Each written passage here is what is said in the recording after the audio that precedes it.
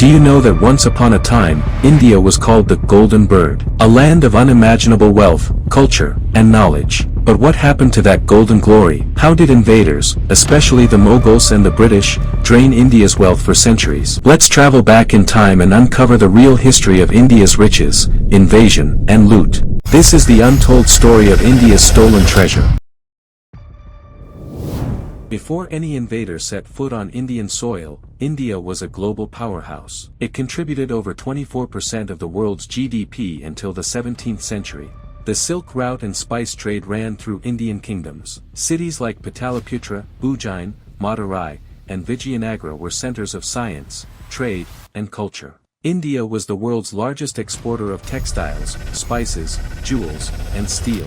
Advanced mathematics, astronomy, surgery, and education systems like Nalanda and Takshashila flourished. Crowned kings like Chandragupta Maurya, Ashoka, and later, the Cholas and Guptas ruled over vast empires with prosperity and peace. The temples of India were not just spiritual centers, but also banks filled with gold, silver, and precious gems. In short, India was rich not just in wealth, but in wisdom, art, and knowledge.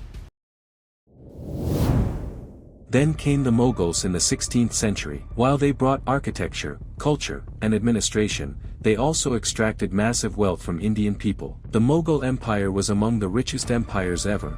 But how? Because it taxed heavily, and exploited the farmers and artisans of India. The Kohinoor diamond, which was once in the Kakatiya kingdom, passed from one invader to another, eventually into Mughal hands. Lavish forts, palaces, and tombs like the Taj Mahal were built on the back of heavy revenue collection and labor. Yet, despite the exploitation, India's economy still remained powerful, producing beautiful silk, cotton, spices, and gems desired by the world. And then came the British East India Company, in the guise of trade. They didn't just plunder, they systematically drained India's wealth for over 200 years. By the time the British left in 1947, India's share in world GDP had fallen from 24% to just 3%. How did they do it? They destroyed Indian industries, especially the textile and handicraft sectors. They imposed unfair taxes on farmers and took away land. India became a supplier of raw materials and a market for British goods. Famines occurred, but grains were exported to feed British soldiers.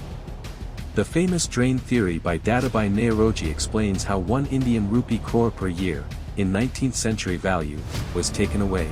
United Kingdom Robert Clive, after just one battle in Plassey, 1757, looted Bengal and took home a fortune. Even the Kohinoor diamond was taken by the British and is still in the British Crown. Knowledge, libraries were destroyed. Wealth, gold and gems taken away. Culture, ancient art, literature, and local traditions were suppressed. Even infrastructure like railways was built to move goods from India to British ports, not for Indians. India's economy, pride, and identity were deeply affected.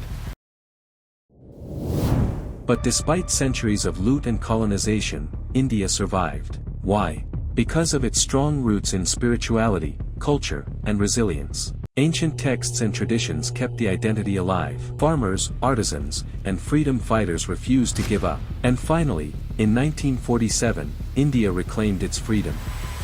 Today, India is rising again. But we must never forget our true past, not the version written by colonizers.